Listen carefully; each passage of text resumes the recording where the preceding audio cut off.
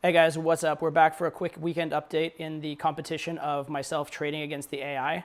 I'll keep this one relatively brief, but there are some big things that have happened. Biggest thing that's happened competition-wise is that I finally got money to fund my account, and so I have allocated my funds. I'll give you a quick idea of what that entails. I'm not going to give you the exact positions because my trading strategy is proprietary. I do this for a living, and I can't give it away because then I would not have that source of a living. So I'm not going to do it that way, but I'll give you a general gist of it. Also, the AI closed out its existing trade and also made some interesting decisions regarding its next trade, which I will run you through very quickly. Let's actually start with the AI because I think you guys are probably more curious about him than you are me. Him, it. I'm going to use those interchangeably. I can't even keep it straight. So if I say him or it, it's the AI. So yeah, he closed out his trade on Thursday, and he ended up making $45.67. So he's up 4.567%, basically 4.6% from one trade. So very, very good trade outcome. Although, again, a lot of that was based on getting a good fill on that trade, which was not even at the point where he was trying to trade it. It was because he got a little bit lucky with me filling it better. I think he did make a little bit of profit in addition to that, though. So it was a profitable trade, that aside. The really interesting thing with the AI is that on Thursday, I gave it the opportunity to trade again, and it actually said it didn't want to. And its reason for not wanting to is that apparently because I'm checking in daily, and so it only gets to trade once a day, it really likes the holding period of 2 days for whatever reason, and it did not want to be holding anything over the weekend, which makes a lot of sense because over the weekend there's more chance that things will gap. And so there's more chance that essentially things will move big on the market open or things will move in a big way when he's not there to change it. And so he wants to prevent that. And especially the way that he's being safe with his trades is by using a stop loss. It's quite possible that if a lot changes over a few days or over a weekend, it's more likely to jump over that stop loss and not fill at the limit that he wants to stop it at, right? And so it's kind of a safety measure for him to not have anything active over the weekend. So presumably he'll probably put in another trade on Monday. That'll last till Wednesday, put another trade on Wednesday, and then he will not put in trades over the weekend, which makes a lot of sense overall. And the other thing to realize here is that the AI is not emotional. The AI is not going to go on tilt. Right? It is the most rational trader you've ever seen in your entire life. And that's actually a big problem for a lot of human traders. A lot of human traders, or when I used to play poker, people would have their A game, which is very, very good. But if they're constantly playing their C game or their D game because they're on tilt or they're emotional or trying to recoup losses or something like that, they're effectively a D-level or C-level trader instead of an A-level trader. Whereas the AI absolutely is not going to tilt. It's going to make logical decisions. It may have bad ideas as far as what investing is. It may not be robust in terms of all the strategies, or it may, we'll see. But the one thing you can count on is it's not going to lose to emotions. And so if I'm going to beat it, I have to beat it through better trading. But I thought it was really interesting that it didn't want to take a position on Friday. It was way more okay with just sitting in cash and waiting for its next trading opportunity when it wouldn't have to wait over the weekend than it was with having something in the market. And that's very interesting. I personally hate being all in cash, but again, that's because I'm a long-term trader, and I believe that the more days, the more weeks, months, the more time that my trade has to exist, the more likely it is to come to fruition. And so I want to be in the market with these kind of trades. But if you're doing day trading or if you're trading momentum or news or something like that, being out of the market, especially during times you can't control it, makes a lot of sense. So that's the update on the AI. We'll look for his next trade on Monday. So far, he's doing really, really well in terms of results. He's doing positively in terms of trading, barely, I think. So I think he made a profit from his actual desired fill price, but he's made a clear profit on paper, and he's doing very, very well. To be up, 4.5% in a few days is really good.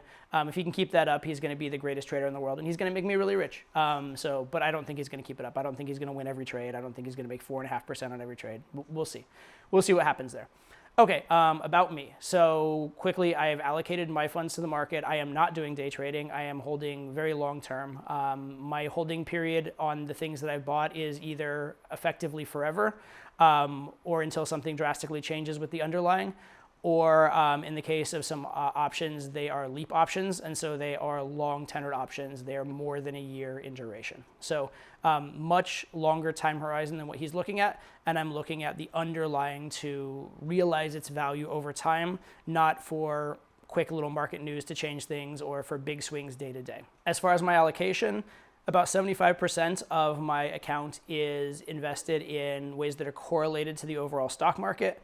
And currently about 10% is invested in things that are allocated in ways that either are opposite the stock market or uncorrelated to the stock market, but which I also expect to go up.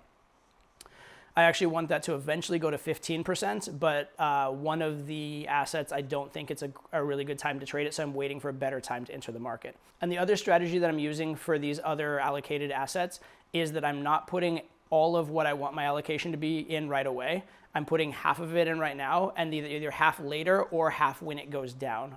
This is a way of preventing myself from putting everything in, having a major market move against me, and having to recoup a lot of loss. I'm putting half of it in. That way, if it goes down, then I'm able to buy in with the other half at a lower price. If it doesn't go down, it goes up, then I'm able to gradually add the other half. So this is a way to sort of dollar cost average my way into the market, or at least prevent disastrous market entry, because I'm not really a market timer. I'm not trying to figure things out, but I am risk averse in terms of entering the market. And to look at my strategy, I watched a video recently that was very interesting and makes a point. It said basically there are only two ways to beat the market. One is by adding leverage. The other is by allocating and having your assets uncorrelated so that you minimize your maximum drawdown, or you minimize your risk adjusted returns go up even if your overall returns don't go up. I guess that's the way of saying it. So those are two strategies you can use. There actually is a third strategy, which is stock picking, like actually picking better stocks. But as far as I know, basically those are the ways to beat the market, right? Either by adding leverage to good positions, by allocating in such a way that your portfolio has synergy. So when some things go up, other things go down. So you get a better risk-adjusted return. And by the way, that risk-adjusted return also helps you to add leverage more safely. And then the other one is to just pick better assets, which does require a little bit of analysis. It's not the easiest thing to do, but it can be done. So those are basically the ways that the market can be beat. And that's all the information I'm going to give you about my current allocation. I will say that my portfolio is currently down, I think, $33, most of which has to do with just the difference between the bid-ask spread on entering those positions. So effectively, my portfolio is even, but I've paid the cost of entering the market. But unlike the AI that's going to be paying that cost over and over again with every single trade, I've paid it one time and I'm done for a while. So there will be no more fees accumulating for a while. But those fees up front did cost me, about 3% of my overall portfolio. So to summarize, on paper, the AI is beating me by about 7.5%, but I don't think that that's going to last because I like my strategy better than his. That said, I do have a lot of respect for some of the decisions and a lot of the restraint. I want to say emotional restraint, except the AI doesn't have emotions, but a lot of the restraint it's showing in not having to be in the market and not placing a trade on Thursday and being active over the weekend. Again, what I would expect, since it seems to like these 2-day time horizons, we'll see what happens, but I'm going to guess it'll probably bet something on Monday and then try and switch it out on Wednesday. And then obviously if things change or if things move in different ways, he may adjust. But that's what I expect. We'll see what he does, and I'll keep you updated on his next trades and how they come out. See you next time. Take care. Thanks for watching.